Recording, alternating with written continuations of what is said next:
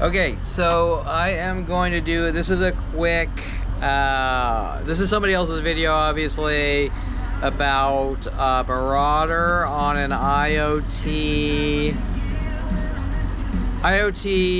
ESP32 low, whatever, low amperage wattage voltage device, whatever. Okay, so these boards you can get for like $15, $25, $60 with a nice touch LCD screen, and you can put all sorts of simple applications on these devices. And what I want to sort of show you is how easy it is this day and age to hack someone's Wi-Fi device or beacon flood or spoof.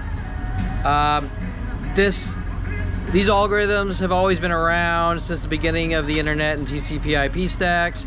However, the reason I'm showing you this video, there's thousands of people doing this, but this is just one random video.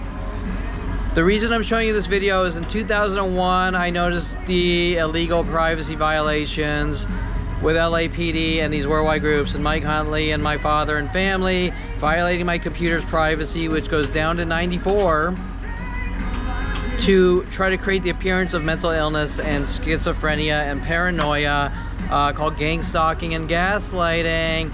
And when I started talking about it, the lawyers at Van Nuys Courthouse and the judges all used it as a weapon. That can't happen. People can't hack your computer. It's crazy. So I'm going to show you this video how easy it is to do a de-authentication attack on a Wi-Fi access point, cripple the security on an access point, and log in.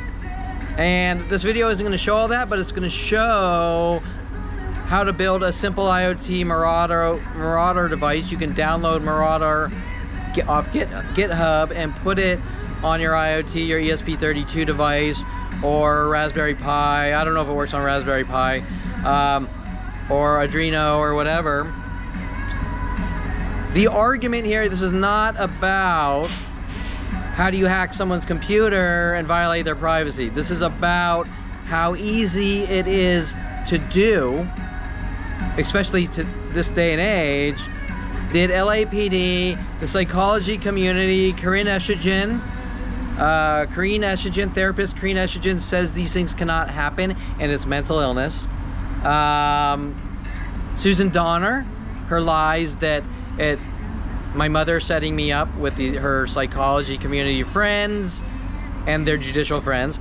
I developed schizophrenia, magically developed schizophrenia at 29 years old. With Mike Huntley's death threats, world of paranoia, we're using the judicial system against you, have a good life now. LAPD says these things aren't happening. But more importantly, they say they can't happen, and I want to prove one more point, especially with the Woodland Oaks Homeowners Association linked to my family, telling them to do it. And court reporter Debbie Woolman owning the property adjoining my wall for over 20 years, nobody ever living in it. Could you put a computer in there and have people log in through remote desktop or VNC or all the other VNC variants, TeamViewer, and set up Wi-Fi hacking apps, or try to split spectrum cable modems and all sorts of things like that? Sure. Easy peasy when you have a plan of people helping you, right? Okay, so I have literally been through, in the last couple of years, 5 access points, crippled security on the firmware, and I'm not talking like a paranoid person. I am an IT person. I do this for a living, even though I can't really work for people because there's a plan of people hunting me to kill me, right, or make me look like a violent paranoid schizo. The point here is that I can tell, if I see a firmware that a password is set and all of a sudden it'll log in with any password, but it appears like the security is working, but it's not, or the way the operating system is functioning based on how it should, I can tell that something might be wrong, and I can investigate or packet sniff or whatever and see what packets are going through the TCP/IP stack, what ports are being used, what bandwidth is being used. Okay, so I'm not pulling shit out of my ass like that black stalker girl that lived 2 houses down years ago. What was her name? Laura or whatever, drove a blue and black Prius. Okay, so this video is simply someone explaining Marauder on an IoT device, what it can do. Once again, Mike Huntley routing our Signet East service. My father wanted us in the same office, so he gave us a great property deal in Tarzana. Mike Huntley routing the hub into Patty Guggen's office at Golden State Sports Medical. Worldwide groups with Mike Huntley, taking things off my computer, putting things on the computer, monitoring chats, installing agents with Snoop software that you can monitor every keystroke, everything entered into a web browser, every web URL, you name it. There's all sorts of these software, nanny software they call it, for $60 that will install the agent across a computer network. Okay, you don't even have to touch the computer. It injects the agent on the subnet based on IP to monitor my father not allowing me to go out and make money and live my life, my family, my entire family, and then working with people like paid off Debbie Woolman, court reporter, Van Nuys Courthouse, to purchase the property for 20 years, adjoining my wall. A family can't relinquish control and has to own you as a slave. And when they don't get what they want, they blast 100 million lies to the world to hunt you to have you killed. Okay, so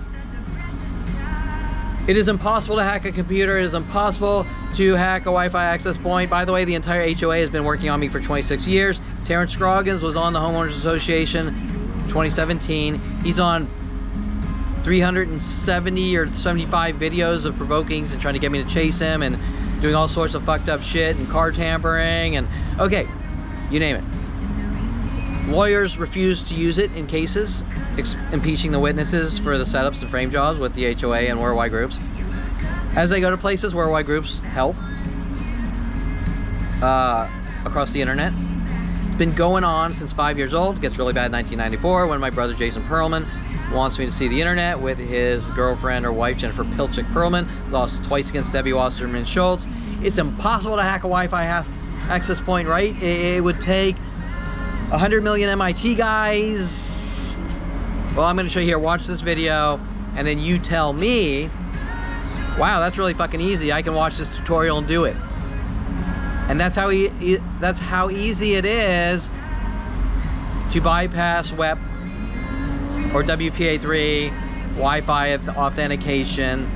And remember that this technology was around, I was about to say 94, but when Wi-Fi came to be, let's say that's 99, I'm not sure. Okay, it just wasn't packaged so well. You could do it on Linux servers. And I wanted to make one more note. This shirt. This is what a sane, rational people call a joke.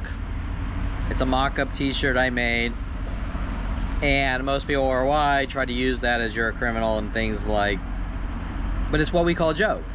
And it's a play off the irony that I can't leave my house in peace because my family's so angry at their 5-year-old and paying off porn stars and strippers and all sorts of weird shit to try to make me look like a stalker and things like that, and hear voices and make me look like a stalker and things like that, right? Okay, so it's a fucking joke. This is what we call a joke. The fact that I have to explain that tells you everything you need to know about the situation. And once again, yes, I know I'm using somebody else's video. You'll still get the recognition on this, but it is being used for security purposes to expose gang stalking operations of criminal behaviors with the police to try to make, and psychology community, to try to make people look crazy, to eradicate at all costs. And that is important because people need to know that this is how easy it is to violate their privacy. And the Brian Longbotham spy game tactics. I know you went to this website, hint, hint. I know you, I know you, I know you. Hint, hint, you tried to kill someone. We have proof on your computer. Weird shit like that Mike Huntley was doing with Rody Morales to try to flip me out. And it wasn't working because I found out 10 years later what Rody Morales was involved in with LAPD. So, but I knew enough. That Mike Huntley was exerting extremely psychotic, demented behaviors. And when it came time for questioning, like what's going on, out came the worldwide death threats with him. You don't talk, we kill you. And it went from a possible joke or prank, because I was like, this is a joke, right? Like, my world of paranoia, have a good life now, we're using the judicial system against you. And I'm like, this is a joke, right? You're fucking with me, right? But it wasn't a joke, because at the point that Mike had to admit that something was going on with my family, they chose to hunt me to have me killed with worldwide groups, which technically has always been the case since 5 years old. The cover-up is to make the person look crazy. This video is for educational purposes only. Only test your own hardware. Doing otherwise is illegal. Don't be a skid. What's going on, you guys? It is the Talking Sasquatch, and it's great to have you back. Now, if you've been following me since day one, you'll know that first I started getting into animations, and then right after that, it was building hardware with ESP32s and running the Marauder custom firmware.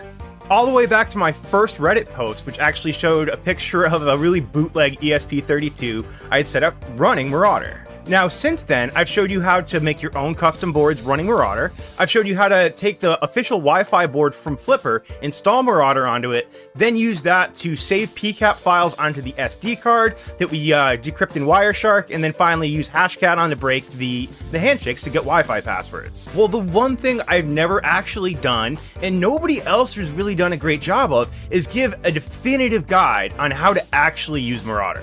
So today, I'm going to show you how to use Marauder. I'm going to show you all the different versions of Marauder that I have, and go through every single one of the sniffers, the attacks, everything you can do with Wi-Fi Marauder.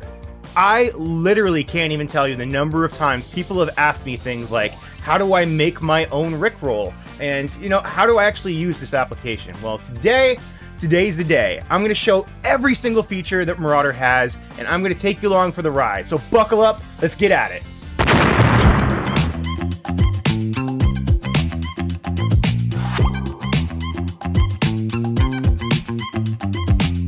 All right, so we've got all sorts of cool stuff here, starting off with the ESP32 Marauder Mini. So this thing's kind of cool. It has all of the functionality of the actual ESP32 Marauder. Here, I'll angle it. So I've got the screen protectors still on here. Technically, these are Lord Conda's. Well, this is mine, but the big one is Conda's, so I don't want to take the screen protectors off. But this has all the same stuff that the full-size Marauder has. It's just in a smaller form factor. This thing's really cool. You can throw a battery in it, take it with you. So yeah, ESP32 Marauder Mini. You can purchase all of these devices, including the new Wi-Fi hat that he's got with a SD card reader, on the Just Call Me Coco Tindy, link down below. It restocks every 1st and 15th of the month. All right, so let's get right on into it. One thing to keep in mind is that these applications on all forms work pretty much the same way, including the Flipper. The Flipper's got a boiled down interface made by Coco Code, who's absolutely awesome, actually helped me with some questions I had about this video. But it's slimmed down, but nearly all of the functionality, as far as at least the Wi-Fi stuff, is still in the app. So let's grab this guy and see where I can put it so it's not going to have crazy glare on it. This'll work. So let's start our journey of whimsy and wonder in Wi-Fi. We're going to go right into the sniffers and see what we've got here. So the top option right here is the probe request sniff. We can open this up right now. So what this is going to do is to check for probe requests. Now, a probe request is when a Wi-Fi device is basically pinging other devices looking for, nearby server-side identifiers or SSIDs. This will show up down at the bottom as a MAC address, which is a media access control. It's going to show the addresses of any nearby cell phones or pretty much anything that's looking for access points. Even a cell phone that's idle, it may send hundreds of probe requests per hour, so it's actually a really good way of determining which Wi-Fi devices are in any given area. So yeah, you can see it's popping stuff up there, so we'll pop back to the earlier screen. So moving down the list, we go to beacon sniff. So the beacon sniff is simply, sniffing out Wi-Fi access points nearby. It's going to show the MAC address and the ESSID, which is just the extended server-side identifier of any, Wi-Fi device in the area.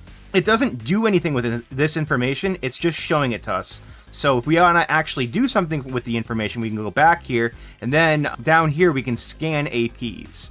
So when we run scan APs, it's going to do the exact same thing, but now it's going to save the access points to a list. Once they're on the list, we can run attacks and stuff on them, which we'll show in a few minutes. All right, so the next one is going to be the deauth sniff. Deauth sniff. Really hard to say for some reason. What this is doing is simply that. It's searching for deauthentication packets. So the deauthentication packet simply floods an access point with deauthentication frames, which will tell it to either kick a certain device off the network or kick every device off the network. A hacker can basically go on at that point and sniff handshakes like we've done before. And then when the device tries to reconnect, we could use those handshakes to crack the Wi-Fi password. You could even execute a man-in-the-middle attack to act as an intermediary and monitor all the network traffic from a device, which could reveal any personal data they may be sending, logins, credentials, banking data, literally anything. So what I'm going to do now is I'm actually going to use the Marauder app, and then we're going to run a deauth attack. And boom, you can see immediately how many of these things are going on. Tap to exit. So the next one is the EAPOL, EAPOL, and PMKID scan. I'm going to have a real hard time saying that over and over again. But basically what this does is it searches for those specific packets sent over Wi-Fi. The EAPOL, there's extensive authentication protocol over LAN. Those are packets that are the four-way handshake packets that the device uses to authenticate credentials with an access point. We used those earlier again to crack through Hashcat. So the PMKID, which is Pairwise Master Key Identifier, those packets are similar to the handshake packets, but there's only one of them, and it doesn't require the device to be de-authenticated and re-authenticated. This way a hacker can grab only one file and use that to grab the hash over the Wi-Fi network. So for those of you wondering, a hash is simply just a string of data that's converted to another type. It's typically using, encryption so that you're not just transmitting your Wi-Fi passwords over plain text. But yeah, this scanner scans for those specific packets. So if it finds them, then it will save them to the SD card. Now, right now, you can see it's not really finding anything. It's not a surprise because I live in the middle of nowhere. And it actually just has a graph that shows kind of when packets are being grabbed. Obviously, since I'm not grabbing much, it's not showing much. So we'll exit out of here, but this is super useful. So the next one is the Detect Ponagachi feature. Now, I haven't been able to get this to work. I'm not sure why, but yeah, I've got my little Ponagachi right now with my sensor tape, which magically appeared at some point during the video. Weird. And yeah, I can't really see it, but whatever, not a huge deal. Obviously, we have scan APs. We already went through that, so that's no big deal. Then we have the raw capture. So the raw capture is just basically showing everything that it can find around me, showing the MAC addresses of it, and then showing the RSSI, which is the received signal strength indicator, which just says how strong the signal is. So it's showing me everything that's around me, the MAC address, and how strong the signal is for that, which is kind of fun. But, not super practically useful, at least not right now. So the station sniff is kind of cool. What it's going to do is it's going to go through and actually scan different devices connected to a specific network. So first of all, I have to go back here. I'm going to, let's see, I don't clear. Select APs. I'm going to go ahead and select my access points.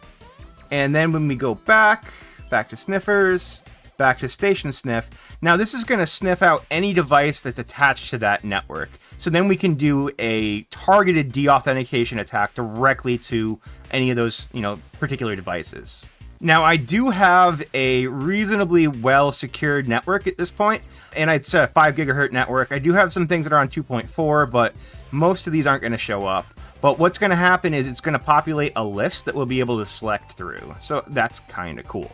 And then the last option here is the signal monitor. This doesn't actually work right now because you have to connect to a network directly, and then it just tells you the difference in signal strength for that network. Not something I've found particular use for, so I won't really even bother going over that because, I mean, I can't imagine you're going to use that in your everyday life. So let's go back and let's go to attacks. So our first attack is a beacon spam list. So basically, it'll spam any APs or SSIDs that are in our list right now. So for this one, actually, we'll go into general, and we're going to just go to add an SSID. And with this horrible keyboard, I'm just going to do sideways too, but we'll figure it out. A, S, Q, U, A, C, A. Where's the letter H? H. Cool. Select that. It adds it up here. Get out of here. Go back. And then we're going to go to attacks. Beacon spam list. So right now, and I'll show you on the computer in post. So right now it's sending out that SSID, and you can see it pop up on the Wi-Fi list. Now you can add any number of SSIDs to this and make your own Rickroll right with the program. So that's pretty cool. So let's back out of there.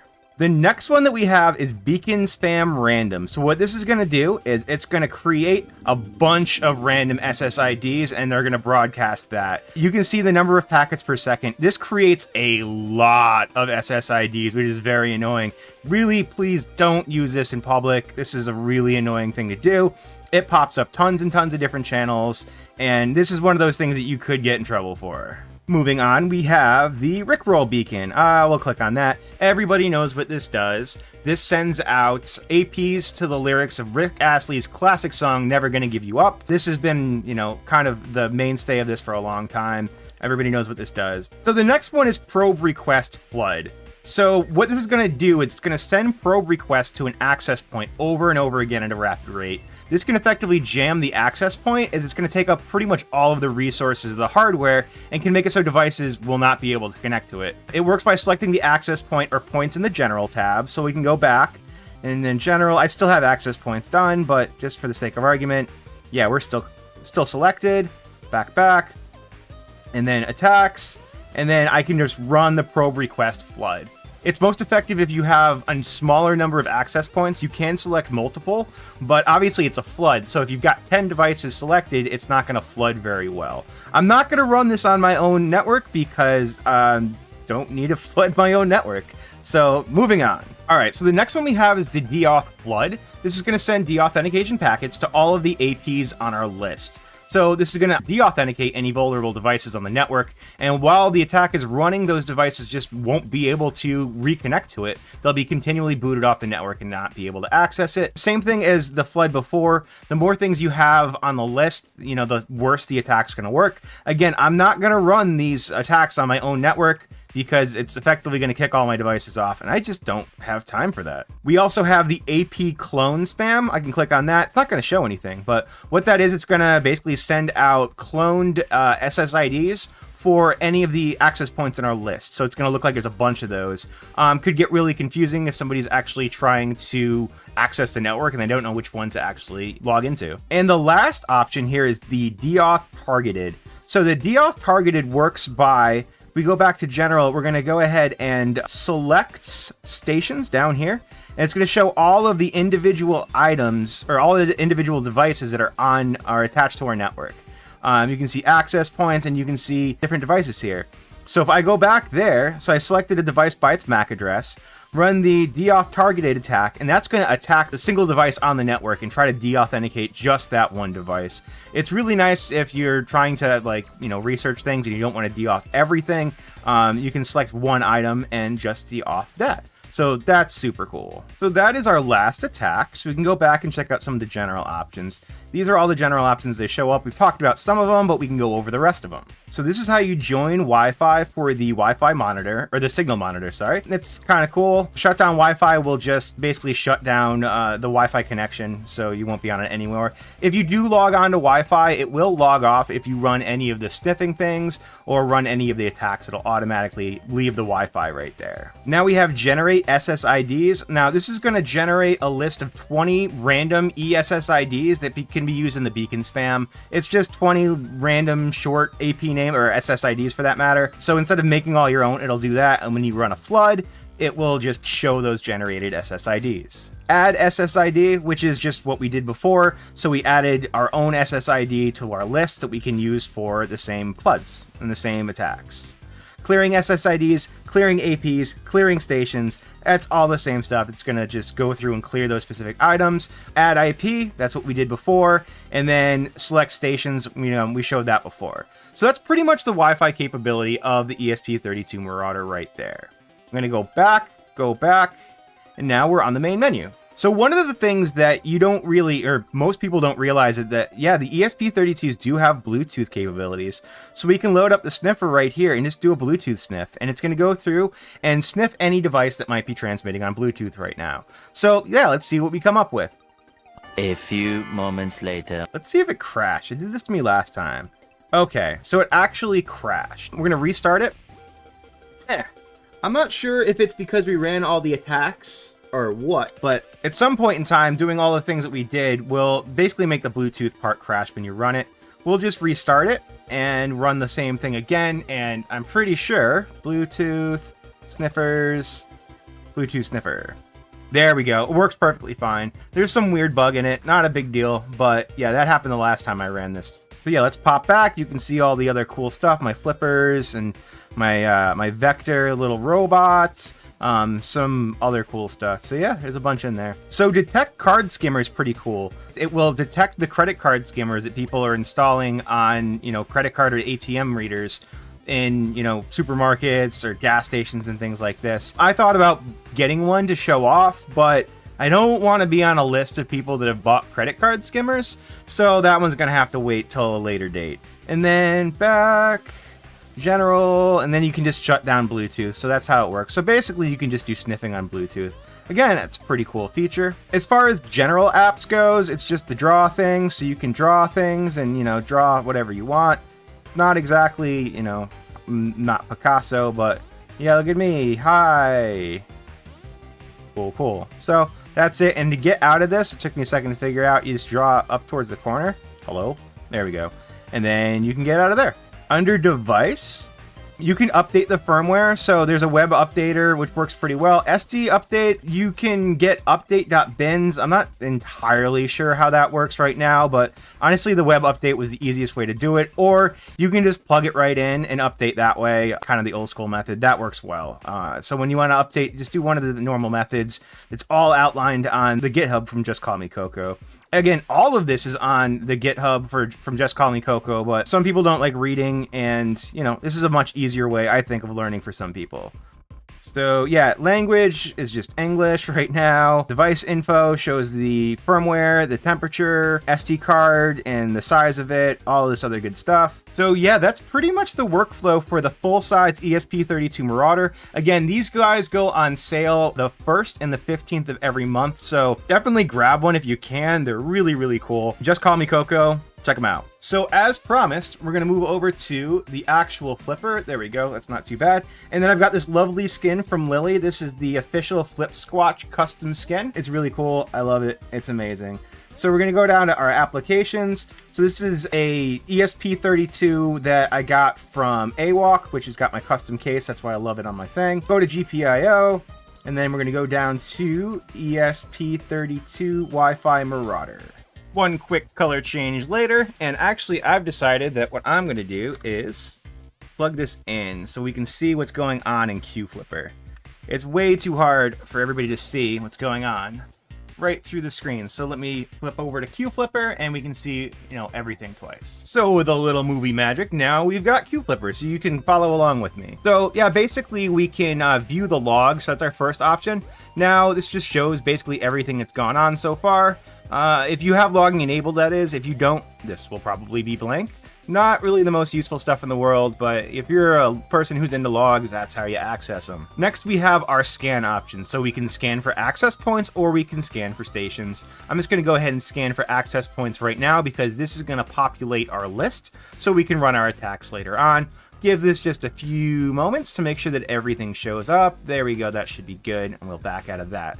So now that we have our list populated, we can move on. So just as before with the full-size Marauder, we have their SSIDs where we can add either the random SSIDs, you can add a specific name like we did before, or we can remove anything. You know, if we go to remove, we can just type in whatever we want to remove. We can add. So yeah, actually, good thing to know is if you go to add name, don't delete all this stuff. You leave it on here and then make it acts like, you know, additional. So SAS, I'm not going to type the whole thing out. Save. So don't delete that. And then we're just going to go back. So that's going to actually add that SSID to our list. So we can go through and list all of our APs, list all our SSIDs, or list all of our stations. We're going to actually go to access point and then just look at the number for, we're going to attack the borough. So that's number 5. So now that we know the number of our access point, we can select it. Obviously, you can select either an SSID or an access point. We're going to go ahead and go to number 5, save, and then we're going to go back and then back again to get back to the main menu. Also, if you want to clear your access point list, your SSID list, this is how you do it right here. So as before, in our full size, this is going to be the deauthentication attack. Our probe attack, we can do a rickroll. So, you know, we discussed exactly what all those do already. But here with the deauthentication attack, it's going to attack the specific access point that we selected a second ago. Same thing with probe attack. So I'm not going to run those on my network right now. Y'all know what happens. Now, you can also select stations and do a targeted deauth. Again, we talked about that earlier. So all the functionality of the big boy is actually in this application right on the flipper. Moving on, we've got our beacon spam. Our beacon spam. Talking's hard. So you can spam the AP list that we already have, the SSID list, or you can spam random. So if we do, say, a random beacon spam, we can see right over here, give it a second. There we go. You can see all these random junk APs popping up here. Super annoying. So yeah, don't do this too often. Again, this could probably get you in trouble. Then we can move on to sniff. We can sniff for beacons, sniff for deauthentication packets, sniff for expressive chipsets. You can scan for those. Scan for PMKIDs. Again, I knew that's going to be hard to talk about today. Scan for probes, scan for Ponegachis, scan for, and this is just the raw scan. So yeah, you can scan for a lot of stuff. Scan for Bluetooth, and then yeah, scan for the card skimmers. All the same functionality as a big one in this small little app right here. It's super cool. Moving right along, we have our signal monitor. So what the signal monitor does is if you've got a selected access point, it's going to tell you the signal strength of that every time it pings a beacon. Basically, all you can really do with that is blindly walk around with your flipper, trying to see if you're getting closer or further away from an access point and try to figure out where your router is, or maybe a router you're trying to find. Kind of limited functionality, but I can think of a few use cases where it could be slightly useful. Next, we have our channel, so we can either get or set our channel. I'm honestly not 100% sure of the actual functionality of this. I haven't run into where it's actually used on the flipper, so I'm not 100% sure. As far as settings goes, yeah, we can set our saving PCAPs. We can set all the settings that we had on the full size. So that works pretty well. We have an update function. Honestly, you're better off plugging this in to update it. I found it's a lot more useful. We can reboot, we can go to help. All of this stuff is, you know, kind of normal stuff. We have our scripts. We're going to come back to that in just a second because this is some fun stuff in there. We're also going to save to Flipper SD card. So basically, if you have either the official Wi-Fi board or your board is using an ESP32 S2 Rover, you can save the PCAP files directly to the SD card on the Flipper, so you don't need to have an SD card slot on your actual GPIO device, which is pretty useful. So we set it to yes, and then you can save the logs. The same thing with the logs, it'll save it to the SD card. Super, super cool. Oh yeah, there's another thing I wanted to show you before we get into scripts. Again, scripts are super cool, but if we go up to Sniff, we have Sniff PMK. This is a feature that was actually added after Coco saw my last video and saw me basically doing a really awkward workflow for capturing handshakes. Now, when we sniff the PM kids, we can do a passive or an active sniff. An active will actually force a deauthentication packet, and then yeah, it will do exactly the same workflow where I ran a deauth and then sniff right after. It's so much easier this way. We can do it passive with a targeted, so we can target a station and then either deauth that station or just sniff it normally. And then this is where the channels come in. So now I understand. When you select a channel, you can send deauthentication packets on that channel and then sniff for handshakes, or you can just, sniff them normally. So that's how that all works. That's where the channels come in. Really, really cool. This is a super, super powerful feature that they've added. All right, so let's pop back into scripts. So scripts, this is actually really freaking cool. You can do a lot of stuff this way. You can automate a bunch of workflows, or what everybody's been asking me to do is how to make a custom Rickroll. So if we go to, I'll just show you the demo. So the demo for Beacon List. So you can either run it, go to settings for it, you can edit the stages, save or delete. So we're going to go to edit stages. So you can see it's Beacon List 1, Beacon List 2. So it's going to run through your first Beacon List. And this one has, you can generate random ones if you want to. It tells you how long it's going to run for. But you can actually go through and then you can just set your own access points. So basically it's going to go through and scroll these just like a Rickroll. And it's going to go through all of these access points. So this is how you make your own custom Rickroll. You can either delete all these and then make your own, or just start over. So what I did was demo Beacon List. Let's get out of here, and then go to Sasquatch. So I ran this one. So I'll even show you the stages. So it's just single Beacon List, and then I just add 2 APs to it. You can add as many as you want to, but this keyboard absolutely sucks to work with. So right now you've got kind of the only the 2 access points. But, and then, yeah, of course you can add random ones after that. So just for the sake of fun, let's add, let's add 4. I'm not going to do 40. I don't need to do that. Let's see. All right, cool. Back out of that. Back out of this again. Make sure to go to save, just in case. And then let's go to run. And then I'll open up, before I run it, open up that. And then run. So we're going to wait here for a second and see what happens. There you go. SAS rocks your socks. And then 1, 2, 3, 4 random hotspots. So yeah, that's how you make your own custom Rickroll. If you've got some time and you want to deal with the keyboard, you can do whatever you want. Now, there is a lot of functionality that you can do with a script here, like a lot. So if we just go to let me go to here. Let's go to edit stages. And then add a stage. So these are all the different things you can add as stages. You can make a pretty long custom script. You can even run custom commands. You can change the delays. There's a bunch of really cool stuff. If you go to the ESP32 Marauder FAQ and Just Call Me Coco's GitHub, you can see a whole list of all basically these are command line instructions right here. So look up all the CLI stuff and you can write your own scripts, and you can literally automate any number of really, really interesting processes and attacks and just about anything. So yeah, that is a pretty in-depth look, I believe, at the ESP32 Marauder for both the standalone Marauder over here. Again, all that cool stuff works on the Mini right here. And then you've got the Flipper. So there's so much functionality. It's really, really, really cool.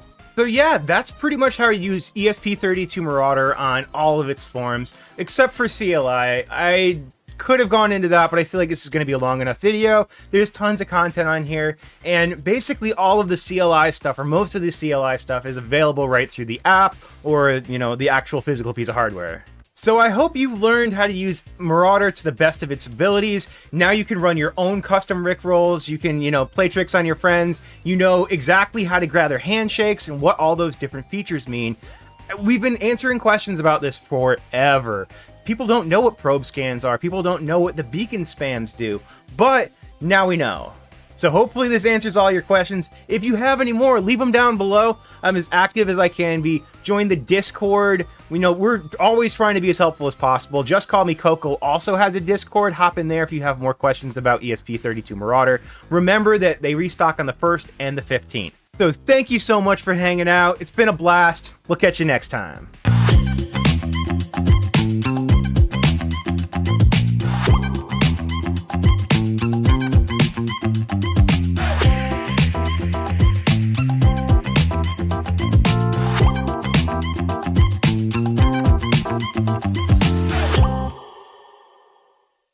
Today, we're going to be targeting nearby smartphones and extracting the Wi-Fi password stored inside on this episode of Hackbite.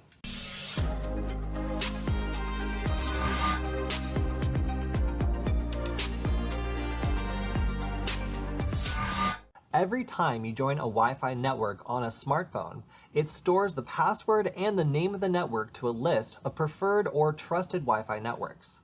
Now, a hacker wanting to exploit this property of Wi-Fi could pop up a Wi-Fi network with the exact same name as the one stored inside your phone.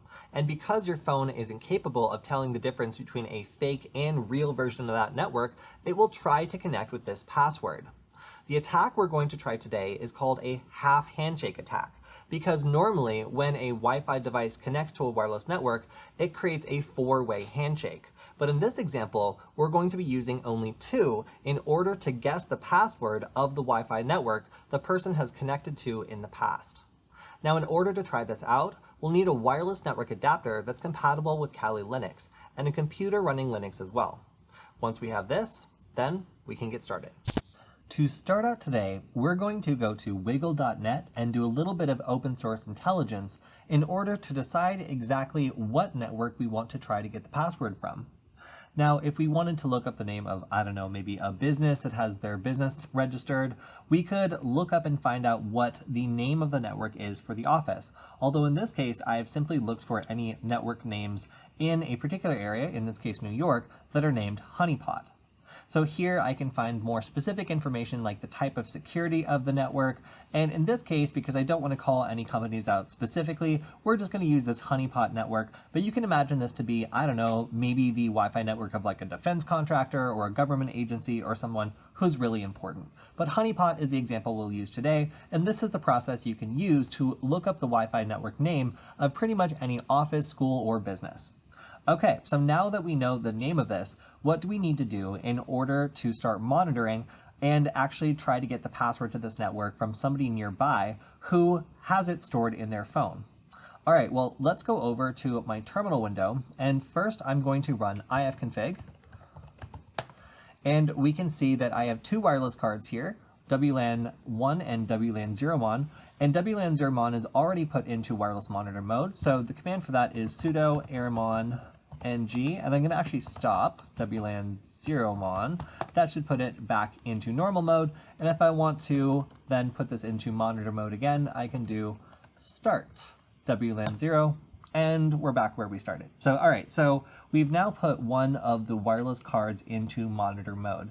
And what I'm going to do is I'm actually going to use my Android smartphone to create a network called Honeypot. So let me go ahead and do that. And the first thing I'll need to do is identify exactly what channel this Honeypot network is operating on.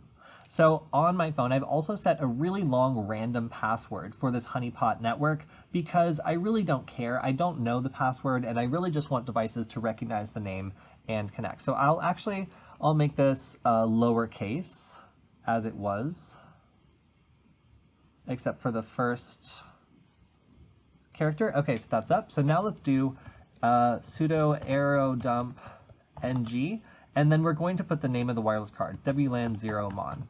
So as soon as this happens, then we should be able, I'm going to stop that, expand this, rerun it. There we go, now we can see names. And we can see there's a network called Honeypot right here. So we can also see some information about it, such as the fact that it's operating on channel 6. So that's what we are going to focus on for the rest of our investigation. We're going to be going after channel 6 because that's where our fake network is being broadcast. Now you can imagine maybe you're in a coffee shop or something and you are going to be popping up this fake access point and listening for any devices nearby that are trying to connect. So let's go ahead and start listening for this half handshake. And I'm going to, let's see, I'm going to run sudo arrow dump. And some people might notice I'm already root. I don't need a sudo, but if you're not root, which you shouldn't be, then you will need a sudo. So sudo arrow, actually I'll just go up, sudo arrow dump ng, but this time we're going to add -c and then 6. And that's because we're broadcasting on channel 6, and that's really the only thing we should be listening for. I'm going to do an and symbol, and then I'm going to say Wireshark. So what this will do is it's going to start it's going to set the wireless network card to channel 6, and it should open Wireshark at the same time. There we go, it worked. So let's go ahead and select WLAN0mon as the interface that we're listening on, and I'm going to go ahead and open this all the way. and we should be listening on channel 6, and what I want to see is I basically want this beacon right here. So I want to see a beacon frame from the honeypot network. So we need to write a Wireshark filter right now. And this Wireshark filter is going to allow us to only see traffic going to or from this network. So let's go ahead and pick the transmitter address. We can also pick the source address. These are almost always the same. Right mouse click and click on apply as filter selected. Then I'm going to copy this. So this is everything transmitting from this device, but we actually want to see everything that is being received by it as well. So we're going to add 2 pipe symbols. I'm going to paste this again so we have it spelled out, and then I'm going to put DA. So it should be destination and transmitter. So this should show us everything to and from this particular wireless device. All right, so now that we've written our filter, I'm going to press this to follow along with the stream. And now let's say that I'm a device that's connected before. I'm going to go and I'm going to disconnect from the network I'm on right now, and I'm going to actually simulate what would happen if I were a device that had connected. So I would have that stored somewhere in my phone's memory. Let's say it's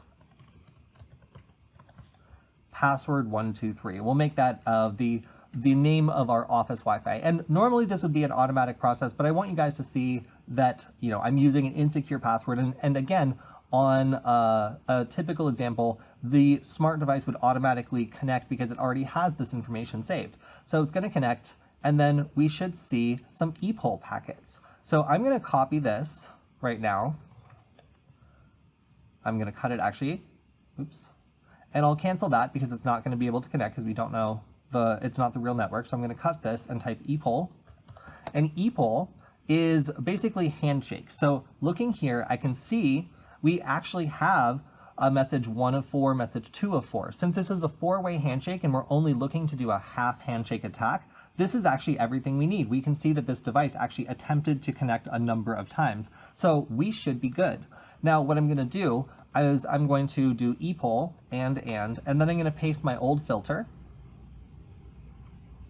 And the reason I'm going to do this is because in order for me to actually crack this, I'm going to press stop because I have all the information I need. In order for me to crack this, I need to have at least one beacon frame with the name of the network along with the ePOL frame. So if I just save the handshake, but I didn't save any beacon frames, then that actually wouldn't work. So I'm going to go ahead and see, I think it's export specified packets.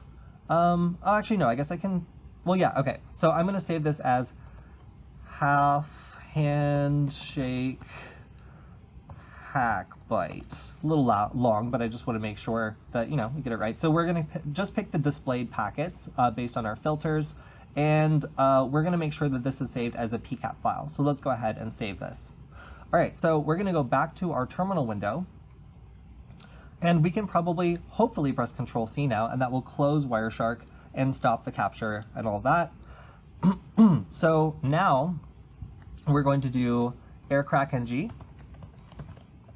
We will need a password list. So I thankfully have a password list right here, which is the RockU password list, very popular. And next, after this, let's make sure, I'm actually going to make sure this is properly spaced. Don't want them running into each other. We need to put our capture last. So this means the capture we just saved, it should be pretty long. There we go, half handshake hack byte, or whatever I saved it as. And then we can just press enter. So this command is aircrack-ng-w, the name of the password list that we're using to crack, and then the capture that we just saved as a PCAP file. Boom, that was it. Okay, well that didn't take very long at all. Because there was only one network there, it didn't even ask us to specify which one we wanted, and we were able to figure out that this was the password that the device was trying to connect to our fake network with. Now remember, we're just creating a hotspot on our Android phone, and yet nearby devices are trying to connect and giving up the passwords that are stored inside them. Now, again, we just did this manually, so normally the smart device would already have this, but I wanted you to see that, hey, this is the password that I attempted to connect with. So if anybody else was doing the same, then we would be able to figure out what that password to that Wi-Fi network is. Using the half handshake attack and a little bit of open source intelligence, it's easy to try to unearth the password of a Wi-Fi network that you are nowhere near, only because there's a smartphone nearby which is connected to it in the past. Now, if I wanted to target a particular type of employee or somebody who works at a certain business, I could just look up the address where they work, look at the name of their Wi-Fi network, create a fake one, and wait in a spot that is very likely to have one of their employees show up. Now, there is one disadvantage to this attack, and it's because it's a half handshake. Since we don't have the other half of the handshake, we actually cannot verify that this is the correct password. So it could actually be some random person who sees that Wi-Fi network, wants to connect, and puts in a gibberish password, rather than someone who's connected before and whose phone is automatically trying to reconnect. Now, while that is a limitation, it's still pretty crazy that you can extract bad passwords from people's smart devices. So if you have a bad password on your home Wi-Fi network or your work Wi-Fi network, make sure to let them know that anybody out and about might be able to extract that. That's all we have for this episode of Hackbite. Make sure to watch our other episodes, and we'll see you next time. Thanks for supporting Hack5. Find all our shows, community, and pen test products at hack5.org.